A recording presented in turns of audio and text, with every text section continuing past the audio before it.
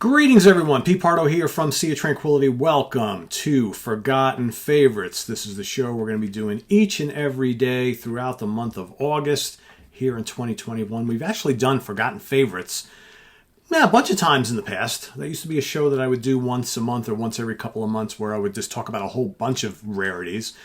Here in August, we're going to be doing a Forgotten Favorite each and every day. You're going to be getting these mainly every morning. You're not getting them in the morning here today because it is Sunday. I've been kind of doing other things today. But starting each and every day going forward, you'll be getting these first thing in the morning. And what I'm basically going to be doing is pulling out from the vaults, from my collection of music, I'm going to be pulling out some obscurities from the 60s, 70s, 80s, 90s, 2000s, or it could be some little known releases from some maybe notable bands, like maybe an album that never gets talked about by a band that most people seem to know. These are all going to be albums that I really like quite a bit, and hopefully it's stuff that you guys, maybe have never heard before, that this might be the first time. So I'm hoping that this will prompt you to go and listen to some of these albums, either for the first time or maybe for the first time in a long time, and then come back and let us know what you think. Okay, so today we're going to go back to 1971. This is a Swiss band who released this album, like I said, recorded in December 1970, released it in April 1971 on the Hallelujah label, produced by Chris Schwegler, engineered by Martin Birch. Yes, that Martin Birch. Okay, and recorded at Delancey Studios. The self-titled debut from the band Toad. That's right, T-O-A-D, self-titled Toad. This is a four-piece at the time of this recording. So the band was comprised of Vic Vergiet on guitar, Werner Froelich on bass, Cosimo Lampis on drums, and Benjamin Yeager on vocals. He would leave after they released this album. The band would go on as a trio for a few years after that. There were released two other albums in the early 70s, break up, disappear from the face of the earth, and they would resurface in the 90s. I think they've released like 3 or 4 studio albums or a couple live albums since then, that sort of thing. But the first 3 are the originals. This is without a doubt the best. This is a kick-ass slab of molten proto-metal, heavy blues rock. So many great songs on here. I mean, geez, it's 8 tracks in total. Starts off with Cottonwood Hill, nice 8-minute long track, reminds you of kind of like this weird head-on collision between Mountain and Cream, and 10 Years After with some enormous riffing from Mr. Vergiet. Right, great vocals, good chunky rhythms. A Life That Ain't Worth Living, good fast-paced blues rock song. Tank, you like in rock era Deep Purple? You'll probably love Tank. No keyboards on this album. However, just really great, gritty, bluesy, fuzzy guitar work. Lots of scorching leads. Great heavy rhythms. Awesome vocals. They Say I'm Bad. Another really cool track. Life Goes On. It's 12 minutes long. Could be a long-lost Cream track. And a hard rockin' one, too. Lots of solos there. You got Pig's Walk. Again, in rock era Deep Purple, minus the Hammond organ. Really raucous, hard rockin' stuff. The One I Mean, quick little 2.5 minute long track. The only really mellow song on the album that's kind of like this little folky piece. And then the last track is called Stay. Again, another kind of like,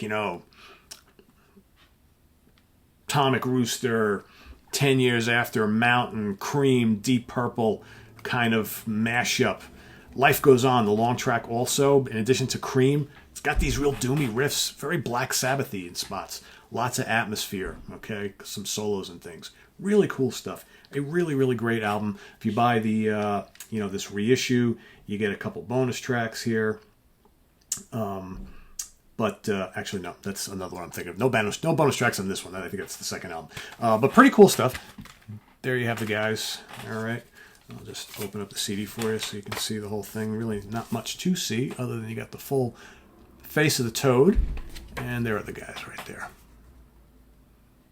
Yeah, that looks like 1971, right? And the guitarist, Vic Vergiet, or Vergiet, however he says his name, as you can see, he's playing with his teeth. Apparently, he was a big fan of Jimi Hendrix, so he used a lot of Jimmy's techniques, like playing behind his head, between his legs with his teeth, so that sort of thing. So apparently, they were a fun band to see live, and they drew a lot of comparisons to the Jimi Hendrix experience based on his bravado and stage presence. So yeah, so a great one. This is kick-ass. I honestly, I don't know if you can still get this. I've had this for probably, I don't know, 20 years, 15, 20 years on CD. I remember paying a good amount of money to get it at the time because this was out of print for quite a bit. But if you can get it, definitely do it. You can certainly listen to it here on YouTube. So that's kind of your homework assignment. So if you've never heard the 1971 self-titled release from Toad, please go out and listen to it. Come back. Post a comment. Let us know what you think. If you are already a fan of the band or are familiar, maybe haven't listened to them in a while, go check it out again. Report back. Let us know what you think of Toad. More importantly, though, for those of you who have not heard them, hopefully this will give you a new band to go check out and listen to and fall in love with. Like I said, they have 2 other albums that came after this in the 70s. Second one's decent. Third one's okay. They're both decent enough. This, though, is the real deal. This is the band at their most ferocious and heaviest. So just some great, great guitar work on here. And just immediate, catchy, heavy songs. If you like a little bit of the blues, there's definitely a little bit of that here. Psychedelic, scorching guitar solos. The real deal. Toad, self-titled, that is your Forgotten Favorite for today, August 1st. Check out more Forgotten Favorites each and every day throughout the month of August.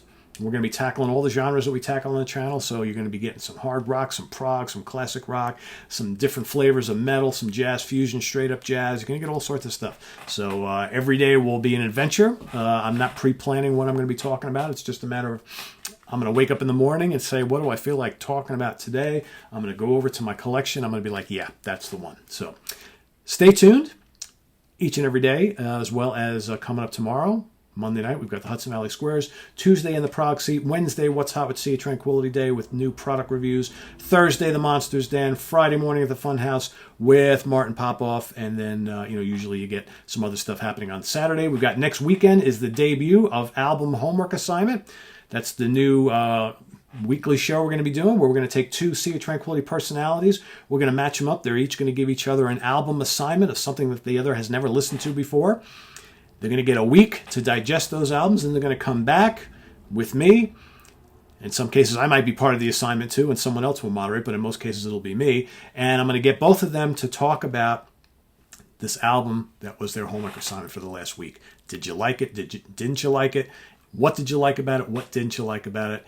Be prepared to talk a little bit about the album, what you thought, and answer any questions that you might have from your fellow game player, your combatant, your contestant, whatever you want to call it. So that is starting a week from today, actually. We will have the first episode will be Jamie Laszlo and Rick Labonte talking about their homework assignments. Week 2 will be Jamie moderating, and Martin Popoff and myself will be going head to head. And then we've got all sorts of combinations that will be happening each and every week in the future. So stay tuned. I've got lots of ideas of people who I want to put together. We've got a lot of fun people, a lot of cool people that appear on Sea of Tranquility, and I want to get some of them who have never appeared on shows together doing this. So I think that'll be a lot of fun. So stay tuned for that and a lot more. Please subscribe if you haven't. Hit that notification bell. If you want to make a donation to the channel, a link to our Ko-Fi page is below, as well as our merch page, all sorts of cool shirts and things, and our website that has now been on the internet for 20 years. Thanks for watching. I am Pete Pardo. See you tomorrow. Bye-bye.